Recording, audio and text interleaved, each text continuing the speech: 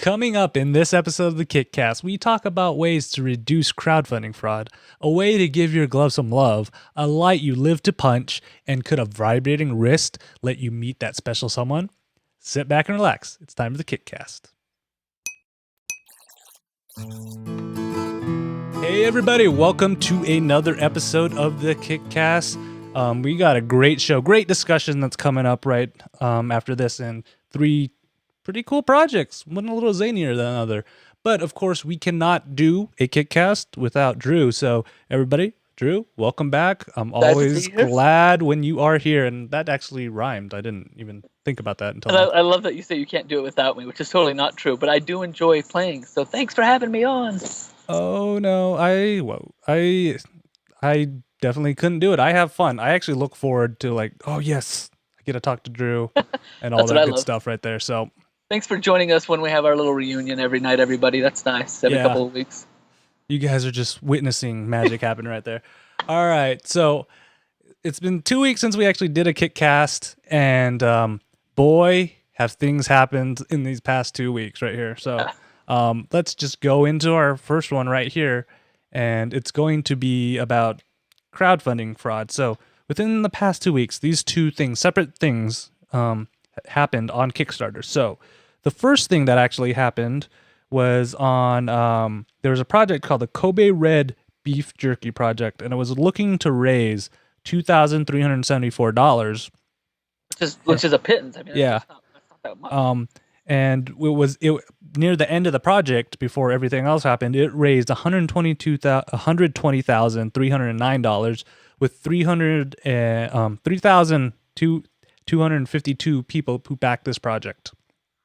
And so what happened, though, it turned out that this project was actually a fake project, and it went the whole 9 yards when it comes down to kind of trying to hoodwink people on there. So they had fake testimonials, fake taste testers, and they even had a whole bunch of media coverage. I'm doing quotes. Over there. Luckily, the guys from the Kickstarter project kind of looked into this and wondered what was going on with this, and other people were kind of reporting, saying that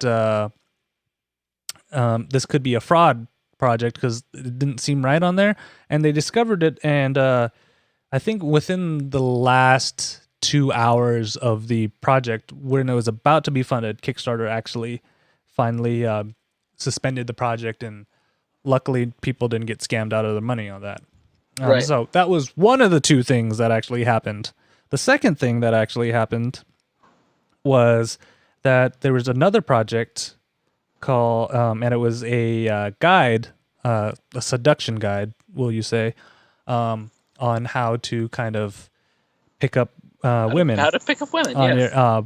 What happens, though, there was a lot of offensive material that was kind of in the draft of the guide on there. So Kickstarter. And that's the interesting one, is that it looked like an innocent enough project, and it was somebody else that just put two and two together and said, oh, I know this guy, and I've seen his stuff posted in Reddit and other places, and that's where a lot more of the more questionable material was found. And so when they linked those, that's really what kind of went, this isn't right. Yeah, and then to give you kind of an idea on what was it like, I think one of the lines was like, get into a position where you can massage the girl, and if she kind of resists, it just means that she wants you even more. And it went even worse than that. And it was just like, make her do this and make her do that. And the guy has his own defense that he's put up now that people have really come out against him in this project, and he's tried to explain, no, you guys took it all out of context. I really explained that you've got to take a girl on several dates first before you get to this point. You've got to know this much about her before you start using this style, and it's still pretty, honestly. Yeah. It's pretty pathetic. It's pretty iffy. And then so Kickstarter found out with 2 hours left before the project ended, and they had to make the decision: do we suspend it or do we let it go? In this case, they decided to let the project go. And people were in outrage on that, but they had to make this decision right here, where they were like, are we here to possibly censor something that is genuine and true, or are we here to kind of stop something that goes against our terms? And they decided to let it go just because they didn't have time to fully research it and everything. Right. And I think that's key, is because the difference with the Kobe red beef jerky is that they had some time to think about it, to weigh it out, and to do that due diligence and find out this is fraud. Whereas with the seduction guide, how to get awesome with women or something like that, they didn't have time. When it did finally get alerted to them right before funding, they only had a few hours, and there's just not enough time for them to see all the cards out on the table and say this is wrong or right. And at that point, it was more speculation. They couldn't tell, like, if the Reddit community was up in arms because they don't like this guy, or if there was really something to it. So they kind of aired one side. But I really liked the way that they came back and wrote up an apology. Yeah, so they went in and apologized on there, and then they said there were a couple things they're changing. So first of all, there's no way for them to get the money back, because once a Kickstarter project funds, it's out of their hands. Amazon does the rest, and it's all automatic at Amazon with their multiple servers and everything. So they couldn't get the money back. The other thing that happened was that they removed the project page from Kickstarter, but they sent you a link to an archive.org mirror of it just for transparency's sake, but they didn't want to have it on their site to show that they might promote projects like that. So you can actually go and take a look at that project. Third, they have added a new rule to their project guidelines, which is seduction guides are now prohibited.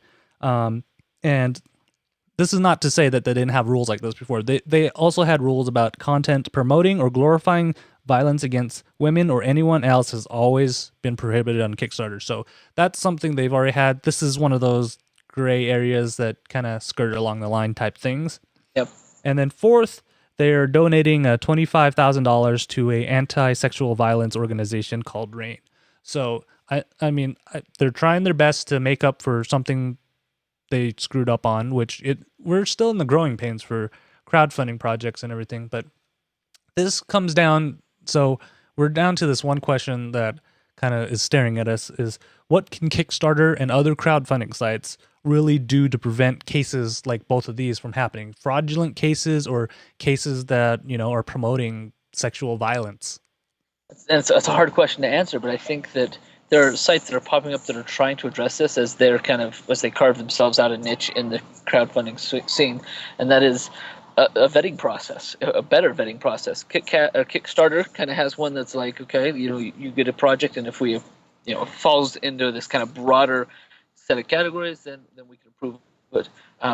So what can they do to prevent it? I think it's got to be a more personalized vetting process, and it's probably impossible, but it almost takes a committee or a human at each point to say, yes, all your ducks in a row, yes, this is approved because of this, and that's probably why it won't happen, or it'll be smaller niche sites that do vet that process, because there's so many other things to think about. Not just is it offensive or is it fake, but do they even have the ability to pull this off? And that's one thing that Kickstarter takes into account a little bit. Could they really pull off this type of production? I'm trying to think of the name, but there was a crowdfunding site that started probably in the last 6 months or so, specifically to say nobody gets on here unless it's actually viable what you're proposing to do. Mm-hmm. Like it's actually, we'll check your supply chain. We'll make sure that all this is in order. So I don't know. I mean, I'm not sure if what it takes, but I think that these are going to bring it to light, more and more of these things. There's a lot of questions on it. Like, one, is it scalable? Kickstarter is a pretty small project, and when I checked yesterday, there's about 4,000 projects live right now. It's really tough. Where do you scale it using humans or do you use bots? And then there's also this whole community aspect about vetting it. That actually kind of reminds me of Offbeater, the website that we kind of mentioned earlier, for adult projects. Where they kind of had this kind of system where people kind of would vote. And then if it got a percentage of the X amount of dollars that you were trying to raise, then it would become a project. But then there's downsides to that. Yeah, there's downsides to that, because what happens if Reddit decides that, hey, this is probably full on the rules for the crowdfunding site, but we don't like this idea, so let's go downvote it so it doesn't become a project. I don't know if there's really. Is that a way that we can do it? Or, I've been kind of thinking about this, and there's a lot of different ways that you could approach this. And, you know, if I was in Kickstarter's shoes, especially for the uh, for the seduction guide, I'd have a tough time too. Like, there's 2 hours right there. So are we going to get cruff for trying to censor an artist's creative ideas, or are we going to get cruff for letting something bad go through? Right. But they've also, I mean, that guide had, I think, $16,000 at least worth of backings, and so Kickstarter is probably, they're drawing that line, and they've already kind of said it's up to our backers. You got to do your own due diligence. You're putting your money into this, and so look into it. That seduction guide or the rape guide was kind of their own, like, that's where they started to make these rules as to content of projects. But for the Kobe beef, it's like buyer beware, and that's kind of what they got to lay down and say, this is up to you guys. Yeah, you know, you're going to get hosed. It's your money that you're putting out there, you know, because when I look at projects for the KickCast or to back on myself, I do a little bit of research on these guys, and I try to see what's going on. And that's why like, if you actually look at my Kickstarter profile, I have a pretty high success rate on projects being funded and stuff. But I do, you know, try to look through this and see if it's a feasible idea, because, you know, when it comes down to it, I'm the one who's pressing that pledge button, and I'm the one who's entering the amount. So it's partially up to us to kind of figure out which ones are going. And Laser Norm in the chat room brings up a really, really good point where, you know, for sites like Indiegogo, where they have that flexible funding plan where you can get whatever you raise, it kind of has a different level on there. And actually, the thing is, actually, that Kobe red beef jerky one, I actually found an Indiegogo project. And it's supposedly the guy who did the one on Kickstarter, and he's like, guess what? This whole thing, it was my idea to make a mockumentary on how I fooled all these big people and 3,000 people into pledging into this, and now I'm raising money to make my own mockumentary on this, and kind of bringing up to light on how he duped everybody. Yeah, how he duped everybody, and how these projects should be a little bit more transparent. I have no idea if it's that guy or not. He claims to have years of TV experience and stuff, but his video sucked. I could tell he was using some cheap Logitech mic to kind of do a voiceover. And I have no idea if that's him or if it's somebody, you know, trying to monopolize off this, but $0 raised with 10 days left right now. Yeah, oh, wow. I thought it was interesting that the Kobe beef was kind of brought to light by the Kickstarted project, the video documentary. Yeah. What a, I don't know, like, you need some sort of conflict in a story, and it sounds like this is like they found this kind of golden nugget and says this is going to make the documentary like have a climax of sorts. I think, I mean, at least to give it a pivot point. So just in storytelling, it's an interesting find for them. Yeah, so it's really interesting. And then, you know, some people might be like, okay, so how in the world can Kickstarter just not be able to send the money back? Because if you notice, they've structured Kickstarter in a way where they don't touch the money whatsoever on there. And another solution would be, what about if Kickstarter had maybe like a 24-hour delay from when a project ends to when Amazon actually takes the money out of people's accounts? You think that could work, or is that going to, you know, cause unforeseen delays for people who have projects going on? Because some people say it takes up to 2 weeks already to get their money in their account. Process, I don't know. A 24-hour delay probably wouldn't hurt that much. It's not like these people, you know, are so eager to get their hands on money to start the next day. I know they start as quickly as possible, but would a day be enough? Or do they put in a day or two and then employ someone to be that due diligence and say, okay, this just funded, let's verify some things. You know, they say they got a prototype in the works, let's call down here and do that. I don't know. That would be, again, that onus should be on the buyers and not Kickstarter, but that could be a review period, I suppose. Yeah. So maybe it's triggered at a certain price point. If it's over 150,000, we look into it just to make sure that you are who you are. I don't know. Yeah, I don't. It's tough, and right now I'm starting to see a lot more kind of anti-crowdfunding, anti-Kickstarter sentiment that's going on in the world. I mean, PC Mag had an article out today saying how Kickstarter is not good for technology projects, using the Ouya as an example and everything. And I think this is just part of growing pains where crowdfunding is just going to be another avenue people can take. Yeah, but it's also being a media guy. I think it's also just media bandwagon. Yeah. Oh, these guys, because everybody's glorified crowdfunding for so long, the tech mag and others, and all of a sudden to see them come out and be like, well, maybe this isn't so good, and it's just the wishy-washiness of media in general, jumping on each other's bandwagon and being like, well, they lambasted him for this. Let's see what else we can think about that might be wrong. I don't know. That's my cynicism. Yeah, like I don't know. So we'll see, but I kind of remind a lot of these arguments. I go back, it's like, are you looking at Kickstarter as a store, or are you actually looking at it as a place to help people's ideas come true? Right. I still look at it as a place where it's these guys who kind of want to take their projects to a whole new level, or actually, create a tangible object out of it. And that's why I back projects. It's just it's a nice side effect to get things out of it, but I take more enjoyment in that I help these guys make their dreams come true. Yeah, and I think there's a. It's not one of the ones that we looked at, but just from that sentiment, there's a few that I looked at project-wise that had like, here, back us with $5, and then the next level was like $150 for to get one of their rewards. And I thought, I know you can do anything in between, but did they just not have any ideas to say, here's a $20, here's a $30? But that's a side note. Yep. Okay. All right. So let's actually go into some cool projects. Yeah, how long we've been debating? Let's go. Let's Yeah, go. that's actually, I think it's an important thing to talk about. So that's why we kind of have it like that. So Them's our thoughts on that. yeah. So all right, let's go into our first project. And our first project is funny. It's actually a Salt Lake project. It's called the Glove Love.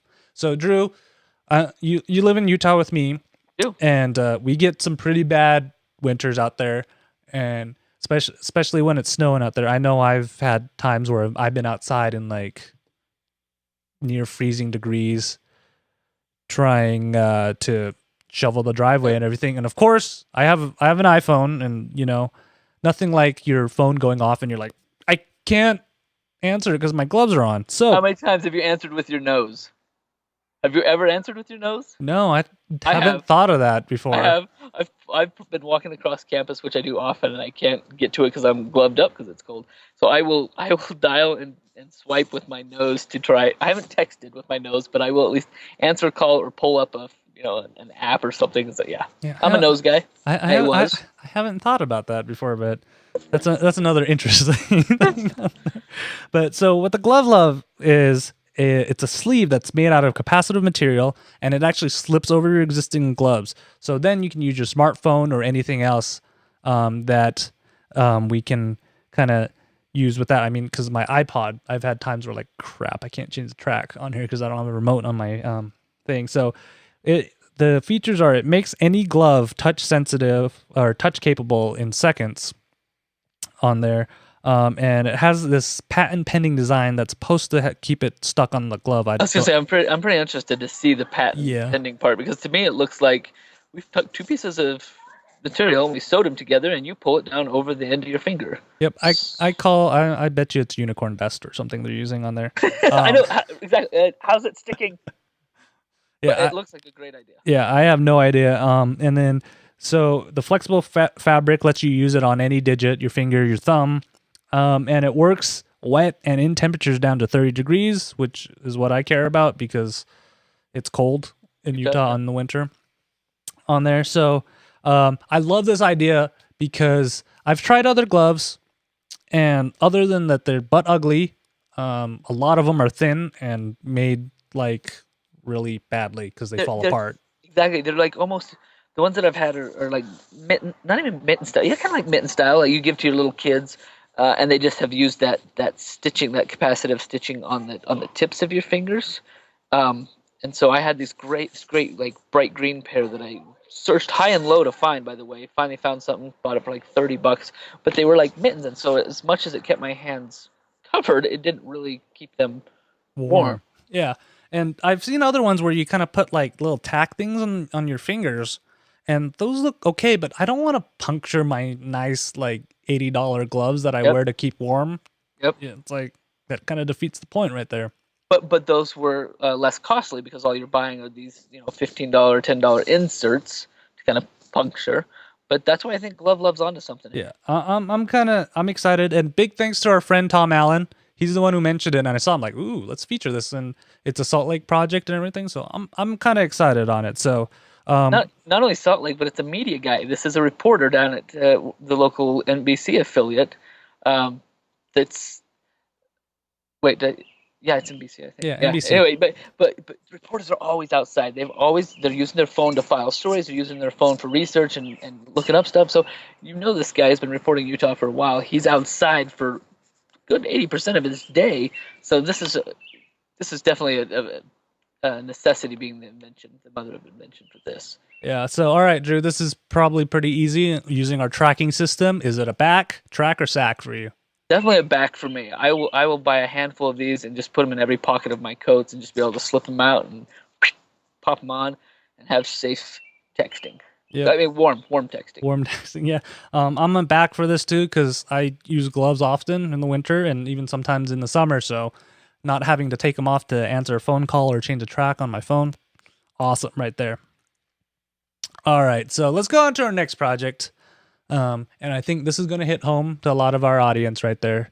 It's the question mark block lamp. All right. Show the people the goods. All right. So you might guess, what in the world is this? Well, the question block lamp is pretty straightforward. That's not it. Nope. That's one right here. And well, it's a lamp and it has the Mario question mark on it. Pretty much straightforward. Right there. And it makes the noise. Yeah, so Drew, you want to kind of tell some of the features on this and why we all think it's awesome? Well, firstly, it's because we're like 8-bit geeks. I mean, I think that's partly it. But what a neat idea. They just took a bunch of plastic. They've been doing kind of one at a time, and so they'll cut out the sides, pop it together, put a light bulb in it, and then you can tap it, and it does the noise. I can't make the noise over. It's like a bing. Yeah, bing, bing. But it's a lamp that turns on and off. I think it looks fantastic. I think it would be fantastic for a game room, for a kid's room, for my office. I love the design. It's very simple. I like the light glow. There's a lot of good things that I like about it, and I kind of can't wait to. I mean, it makes sense because it's the block. But I'd love to see kind of a series of them, so you could have like the bricks that hang next to the question mark, and then some of them you tap and the star song plays. I don't know if they can get the rights to that, but as a project, are they halfway to their goal? I can't remember where they're at. But I think they're halfway to their goal, and I think they were on front page of Kickstarter. Yeah, because they're asking for $100,000 because they've made plenty right on their own, and now it's time to mass produce, which means let's make this a faster process. Because in that video, it shows them putting together, almost in like an assembly line, but it's one by one. Okay, put this together, wrap a rubber band around it so it holds together while it glues. I'll put the light bulb in. You build the circuit boards by hand. So yeah, to get prices down, mass produce those, and with the backing they got in the coverage they've already got, I think we'll be seeing these like hanging in Target in no time. Yeah. Well, Drew, so it's not technically an exact design off Nintendo, so there's ways of kind of slightly modifying. That's why it says question mark block question lamp mark block lamp, right? Not the Mario block lamp, I'm just saying. Yeah. Yeah, and I love how there's a stand, so I think I am going to get one for the studio and maybe hang it right here next to the Betaloft sign. Yeah. Oh, I see that. Oh my. I still have that. Drew. My sweetheart. Oh, my sweetheart is beating so fast. Thank you. It lives on. No, I think that's an awesome addition to a studio. I think that if we each had one, it would unify our show. I'm definitely going to back this one. It's an excellent project. I love the idea, and how many? I don't know. I like to relive my youth. Yeah, and what's nice about this is that it's already like you said, they've already had a product that they've been selling on Etsy. And it reminds me really like the Throwboy pillows, where that was already an existing kind of product they had, but they wanted to take it to the next level. And this is the same thing where they want to bring it up, move it on, send it out, and make it mainstream. And then Rev, he brings up a good point too, where maybe the price for that $100,000 is partially to get in licensing rights from them, but I don't think Nintendo really would mind. You know, I wouldn't think so, and I'm gonna search that real quick, see if there's anything on here about licensing. And I don't believe they even mention it on the page. So yeah, I just hope that all these KickCast videos that we post up is not gonna have Nintendo AdSense now because it has a question mark block on there.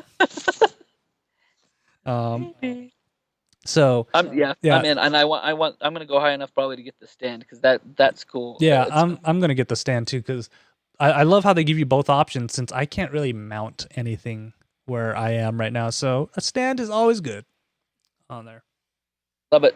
So that is the question mark block lamp, and it's 2 backs from us, as you guys can tell, and hopefully soon a new addition to both of our studios.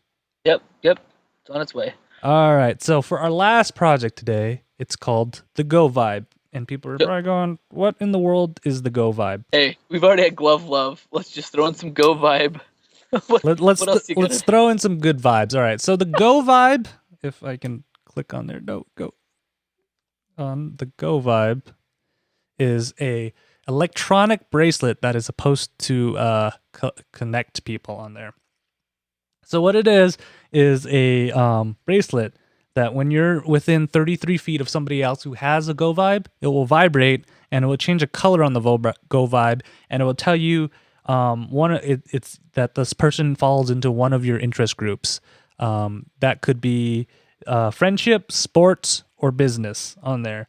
And so it's supposed to help you meet interesting people out there, and all that good stuff. But so it's pretty much a Bluetooth dongle right there. It also pairs with your phone, so you can actually use it as a notification. So if you have an alarm or reminders, or if you walk away from your phone, which I tend to do often, is to forget. Right. And Laser Norm says meet or stock on there, which is a good thing. But so many of these out there. There's so many of it, and it's huge. I have a couple problems with it. One is that it's kind of huge. They tried to make it all new age and European thing. Oh yeah, that's the one thing is you can definitely tell these guys are from Europe because I watched this video. I'm like, discotheque, definitely discotheque. There's so many pictures on this thing. Like you just scroll down, it's like design picture and PR picture after. Yeah, like they planned this pretty well, and they have. So it seems like a good idea, but there's one really big issue with this, is that you need a large group of people that have these, or it's nothing but just a thing that vibrates when your alarm goes off. Yeah, exactly. You're screaming in the dark. There's no one near you unless you have enough of these sold that you're actually gonna. Yeah. So until they make apps for this as well. I mean, my phone can vibrate when I'm near somebody if it has the same idea. Yeah. Oh, what was it called? There's one that launched at South by Southwest 2 years ago, and it's supposed to vibrate when there's a whole bunch of other people on the social network there. Yeah. But it seems like a really good idea on paper, but in practice, I don't think it's going to work because when you have to set up your notifications and everything, and then you gotta have other people to have it, and then looking at their demo videos that they had, when you kind of meet up, it looks a little awkward. Where you're like, oh, okay. Did you glow? Because I glowed. I didn't know. Were you glowing? I kind of glowed. Are you an orange? I'm orange. It seems to be really, really awkward, and and especially if you're in an area where there's only a couple people who have these devices. What are the chances that you probably already know them? It's exactly. Pretty high chance. Exactly. Now there is an interesting thought here, and if you look down at their packs, and I'm not sure. I'm not sure they're in the right realm here, but they're looking. I mean, they go as high as to get these like distributor packs. You can get 10 of these. You can get 100 of these, or 50. The mega distributor. That's an interesting range, and I'm not sure who they're hoping that jumps on that. I don't know anybody with that much money going through Indiegogo thinking, "Oh yeah, I'm going to buy 100 of these and I will sell them myself," or give them to everybody in my company that probably already knows everybody. They already know, right? Exactly. If you're going to distribute. I don't know. There's a couple of head scratchers there. I love the design in the way that it's like it's well thought out. If you look through the specs, the graphics and everything, it's definitely like they've done a lot of the footwork. But what I guess is worrying me, and I learned this from Austin and the Bitcoin plan. I don't see that they've got an engine revved up for community. Yeah. I'm not seeing it. I don't know how long they've been launched, but at this point they have 3 backers. 3. Yeah, and I just don't think this is gonna work out there. As much as I love meeting new people, I really hate talking to people in person. I'm gonna go with the Reverend here. He adds on the chat room. He says it needs more than 3 options, and I'm gonna have to agree. Friendship, sports, and business. There's so much more that I'd like to know from somebody that would make it more worthwhile to me. Are there, hobbyists? Like, is there something specific that I can look for? 3 seems to be pretty limited. Plus, I don't ever see a pickup line like, "Hey, did your wrist just vibrate? Because mine did." And we're matching colors. Exactly. That use at me. It's got to be built into something. Honestly, it's not an accessory. I don't see this as being like a special accessory. You go to the club with this thing, and you're going to be looking for other people with bracelets and waiting for them to vibrate. And it's not going to happen. It'll be like, oh, we were so close. Well, hold on. Let me get my phone out. I'll change mine so that we can at least connect each other. It's not going to happen. It just, in practice doesn't seem good. So it's a sack for me, Drew. I'm going to have to sack it as well. I got to give him props because it's, semi-solid video, great marketing, like at least the graphicals it's all there, packaging, the distributor packs, it's all there. They've got a team. Maybe it'll fly across the pond. I'm not seeing it happening here. Yeah, so that's all the projects we actually have today. I think it was a great episode. Thank you everybody in the chat room. I love seeing you guys talk, and if you guys thought we mentioned something that you don't agree with or you want to weigh in, please send us an email at KickCast@Ktdata.net. Like, I'd love to hear you guys' inputs and ideas for solutions on how we can keep crowdfunding site fraud down to a minimum. Yeah, because we could have discussed that for a long time, for hours on there. So send us an email or leave us a comment on Facebook, facebook.com/KickCast. Or send us a tweet at KickCast on there, or Google Plus. I know some people are like, Google Plus, no one's ever there. We're there. There's a few people. Plus.kickcast.net, and that should be up by the end of the night. I just realized I probably need to reset that one up. And of course, if you missed any of these projects, head on over to kickcast.net. Show notes will be there, and you can go to these projects. Hey, who knows? Somebody maybe wants to go back the Go Vibe and buy 100 of them. So just head on over there, and we have links to everything. Prove us wrong, and send both KT and I one so that we're at the same event. We can find each other. Yes, so we'll know. And of course, we do this show every 2 weeks. So our next episode will be July 9th. 2 weeks from now. 9th? Yeah, really? July 9th. Wow. 2013. Man, summer's wasting away. Yep, I'll be there. I'll be gone. So that's going to be awesome. So Drew, always, I swear our time just goes by way too fast. Yes, it does. Thank you, sir. I always have a blast, so I can't wait until 2 weeks later so I can talk to you again. Hopefully I'll see you sooner. Yes. And thank you to everybody in the chat room, Rev, LaserNorm, DMax. I know you guys are all there. If you join these guys, they always have good things to say, and sometimes we don't have enough time to kind of read what they say on there. So it's always a good discussion on there. And you can always watch us live at live.kickcast.net. So thank you, everybody listening at home or live. And we'll see you guys in 2 weeks. Bye-bye.